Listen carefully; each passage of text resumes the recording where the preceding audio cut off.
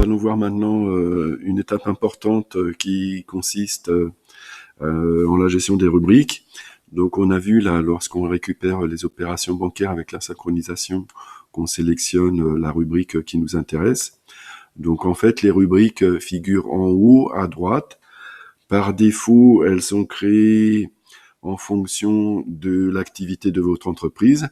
Donc vous avez vu, quand vous créez votre dossier, qu'on vous pose un certain nombre de questions, et en fonction justement des activités de la forme juridique de votre société, des rubriques spécifiques vont être créées. Par exemple, pour une profession libérale, on va retrouver la rubrique honoraire pour les recettes. Pour une entreprise qui fait de la location immobilière, on aura la rubrique en recettes des loyers. Donc ça permet d'avoir en fait un plan comptable, ou des rubriques, si vous voulez, pour pas employer un jargon comptable, des rubriques qui seront spécifiques à votre activité.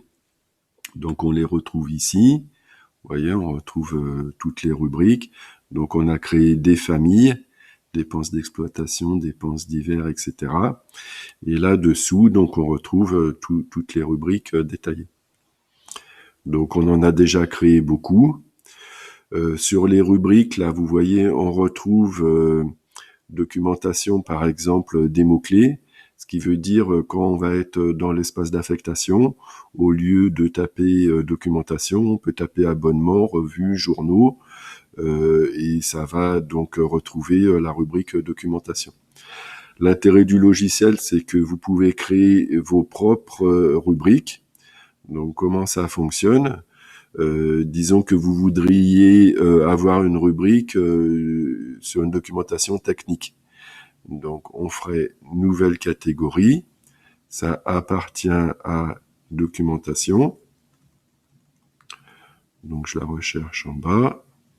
Libellé, alors on mettrait revue, par exemple, automobile. Mots-clés, on va mettre automoto, par exemple. Allez, entrée. Et là, l'autre intérêt, c'est qu'on va pouvoir dire tel type de TVA il s'agit. Si par exemple, vous avez une dépense sur laquelle vous ne pouvez pas récupérer de TVA, donc vous pouvez créer une propre rubrique où la TVA ne se calculera pas automatiquement. Donc c'est ici, là, qu'on choisit TVA déductible et quel taux va s'appliquer. Donc vous voyez, on a les différents taux. Éventuellement, ça peut être le taux réduit, le taux intermédiaire. Donc là, on peut laisser le taux normal. Donc on fait enregistrer et on va voir. Donc si je descends là, ça a créé la sous-rubrique.